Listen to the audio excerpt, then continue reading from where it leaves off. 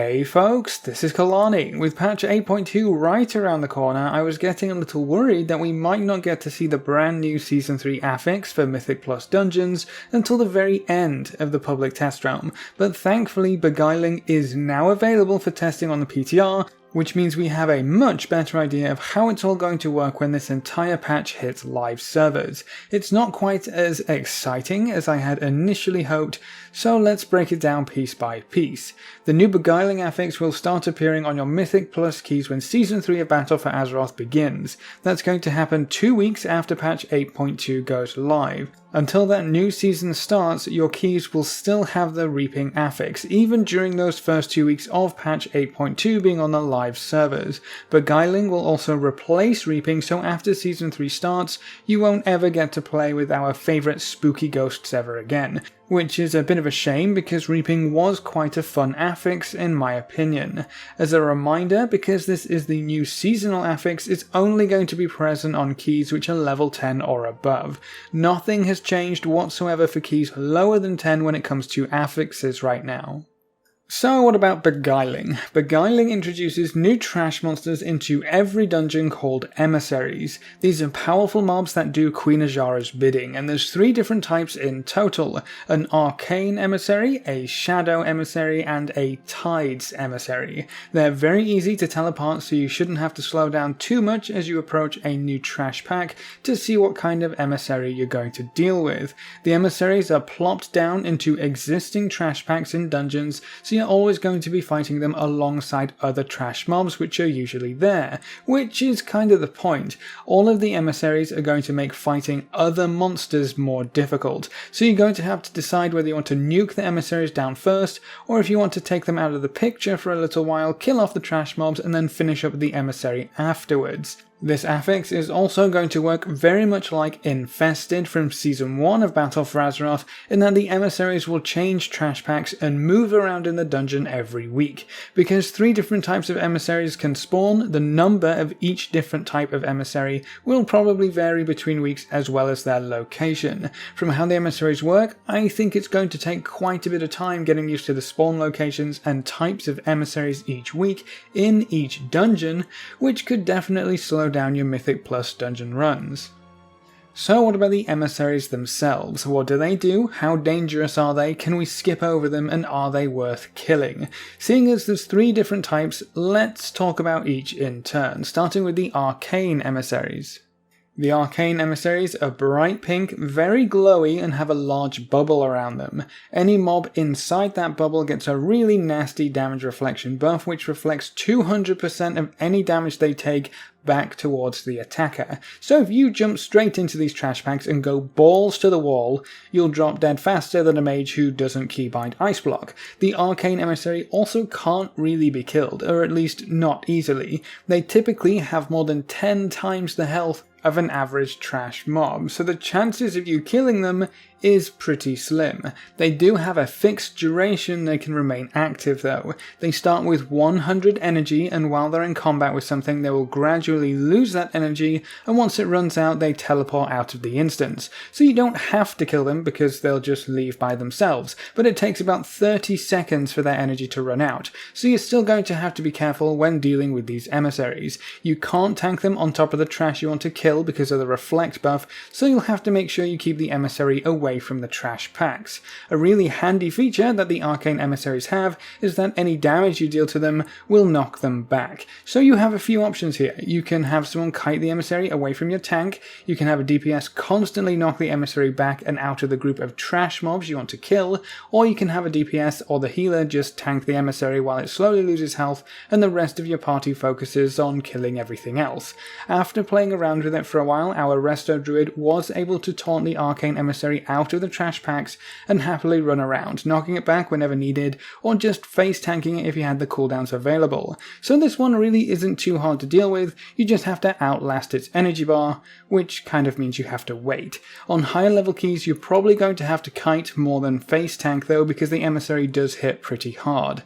You also need to be careful how far you knock them back, because if you knock the arcane ad into another pack of trash, then you're just going to be dealing with double the trouble.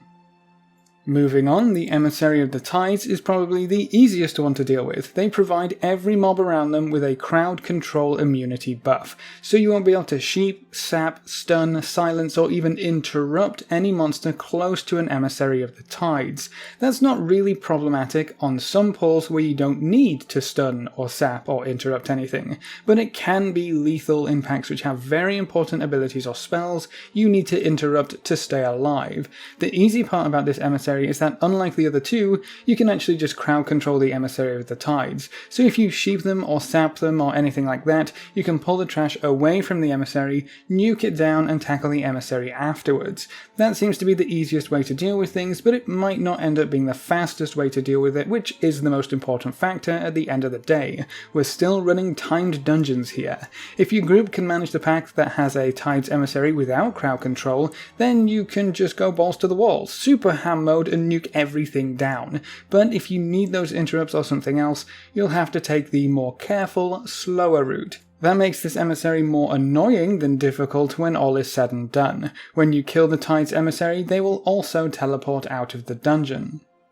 And then we have the Shadow Emissary, or the Void-Touched Emissary, if you want to be technically correct. This is the only Emissary with True Sight, meaning it's the only one you won't be able to skip over by using Invis Pots or a Rogue Shroud, so if this Emissary is right in your path, you're going to have to kill it, or death skip it. Killing it might prove to be quite difficult though. The Shadow Emissaries will stand in place and refuse to move. You can't knock them back, or pull them, or crowd control them in any way. They just stand there and chain cast Queen's Decree Hide. This is a pretty long cast time, 8 seconds if I remember correctly, and when it finishes, anyone within line of sight of the Emissary will take 50% of their health as shadow damage, and the Emissary will get a buff which increases the damage they deal, with the very first cast doing so much damage, which scales with you, by the way. That's just 50% of your health, and the fact that you can't move this mob at all, you see how taking it out might prove to be a bit of a problem in some dungeons and certain trash packs.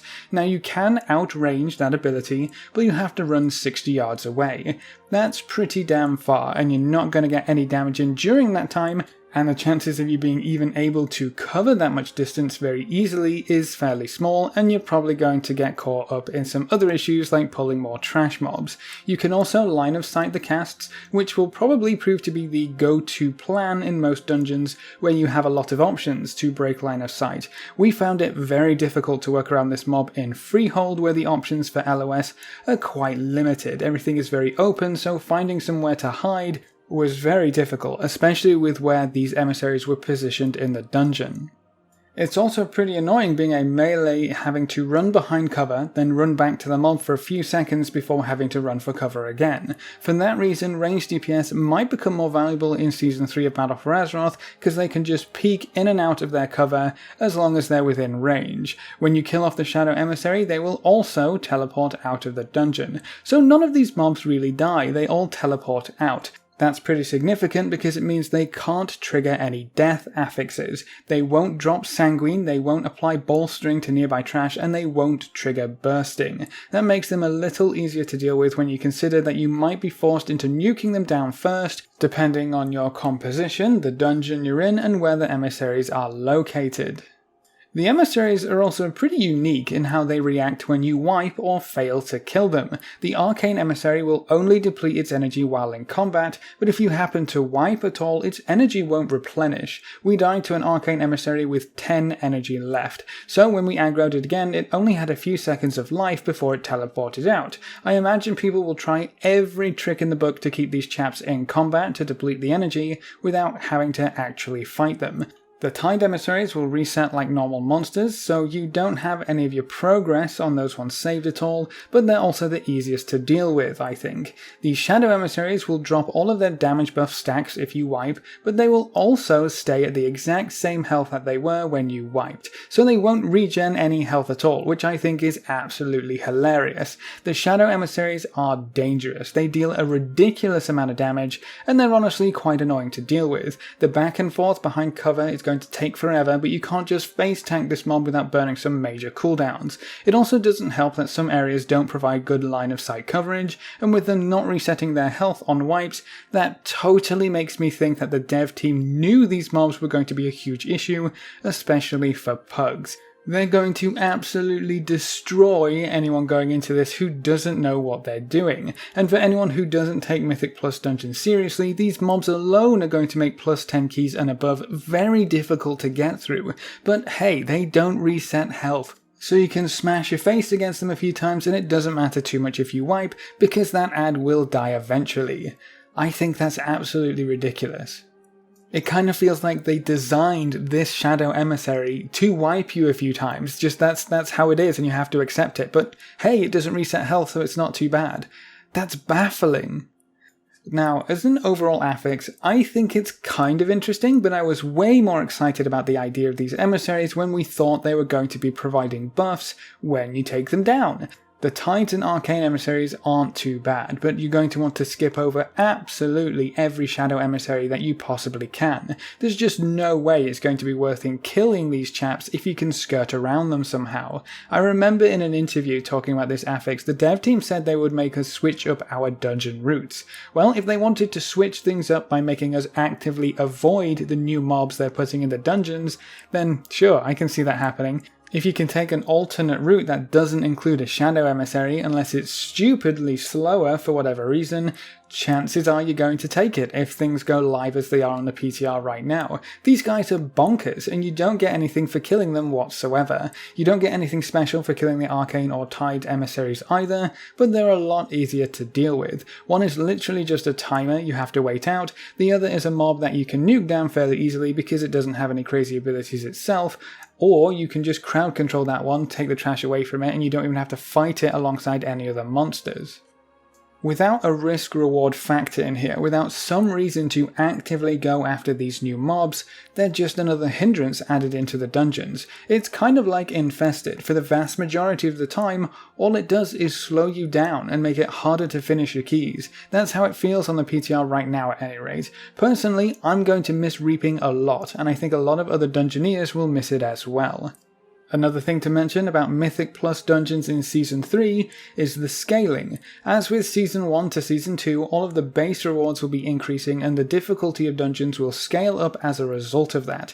That includes Mythic Keystone dungeons. Right now on the PTR, Mythic dungeons without a keystone, so that's Mythic 0, they're dropping item level 400 loot. So that gives you an idea of where dungeon rewards will start. The rewards don't seem to be scaling properly, or they're going to scale differently in Season 3 as well, because a plus 10 key only dropped 420 item level gear on the PTR. The new raid, the Eternal Palace, will drop 430 item level gear on Heroic mode. Heroic is usually the benchmark for the highest available gear from Mythic Plus dungeons, but if plus 10s are only handing out 420 item level gear, then the dev team might have decided to make a few changes to how rewards are handled from dungeons going forward. They might be capped at a lower level to encourage more people to raid for the higher item level loot, or they might feel like Mythic Plus dungeons are just too lucrative at the higher end right now, especially when compared to something like raiding, which has a weekly lockout. Another possibility is that the Mythic Plus dungeon rewards will be scaling up to plus 15 keys in Season 3, giving us something else to strive for in our dungeoneering adventures. It wouldn't be the first time a plus 15 key was the highest reward level. It actually bounced back and forth between plus 10 and plus 15 keys in Legion as dungeons were scaled up. So we might still be able to get heroic raiding equivalent gear, but it's going to be quite a bit harder to get up to that level of keystones, especially in Season 3. The dungeons and keystone levels have scaled up a bit faster when compared to the Season 2 changes, so a plus 15 is going to be pretty hard to get through for the first few weeks of the new season. The Beguiling Affix is only going to make that harder. So if you enjoy a challenge in your dungeons, you might have a reason to be excited for Season 3 of BfA, but if you're someone who just gets one dungeon done per week to get a reward out of the box, you might struggle to get up to that plus 10 in the first week, and your item level rewards are going to be a little bit lower if things don't change. While scaling the keystones up faster might seem like an effort to artificially reduce how high we can push our keys in any given week, remember that we're going to get a pretty huge boost of power from two major sources in Season 3 of Battle for Azeroth. The first one is the one we always get, the typical item level boost. The Eternal Palace raid will be dropping 430 gear on Heroic and 445 gear on Mythic. Add Titan Forging on top of that and we're going to be rocking some pretty crazy gear. The second boost comes from Essences. You might not know too much about the Essence system, but it's safe to say they're going to give us a pretty big bump in power level. That extra bump might be why we're seeing the dungeon scale a little bit higher than usual, so when everything is taken into account, it might not actually be all too noticeable, besides the item level of rewards being potentially a bit lower than previous seasons when compared to raid gear. If you're interested in checking out the Beguiling Affix for yourself, it's super easy to do on the PTR. Just copy over a character with a keystone at plus 11 or above, slot that keystone into the dungeon as per usual. Don't worry about it saying it has the Reaping Affix, you won't actually be running that key specifically. Run out of the dungeon, reset the instance, and you should be given a key which is one lower than what you had before, but you will see the Beguiling Affix there ready for you to test as long as that key is plus 10 or above. It's a bit of a nuisance, but it's the only way to test the dungeon affix right now from what I understand. And that's all we know about the Beguiling Affix so far. Personally, I am a bit disappointed, especially after an affix like Reaping. Reaping was a lot of fun. It allowed you to go crazy with awesomely huge packs of ghosts and whatnot, and was an affix you had some control over. Now we're back to randomly placed but always changing trash mobs which just slow you down in annoying and frustrating ways. I don't know if fun was really a major consideration when this affix was being cooked up. It feels a lot more like, how can we slow down people in Mythic Plus dungeons so they can't complete higher keys, was the main contributing factor, which makes the whole thing feel kind of lame. What do you think of the Beguiling Affix from what you've seen so far? What about the potential of Mythic Plus dungeon rewards being capped out at 10 item levels below the raid's heroic gear level? Leave all your thoughts in the comment section below. A big thank you to all of our supporters over on Patreon. You can see their names floating by on screen. If you want to join these lovely guys and gals, you can find a link in the description below. Remember to leave a like just below the video before you leave, and if you want to see more, make sure to subscribe. But apart from that, thanks for watching folks, good luck and have fun, and as always I will see you next time.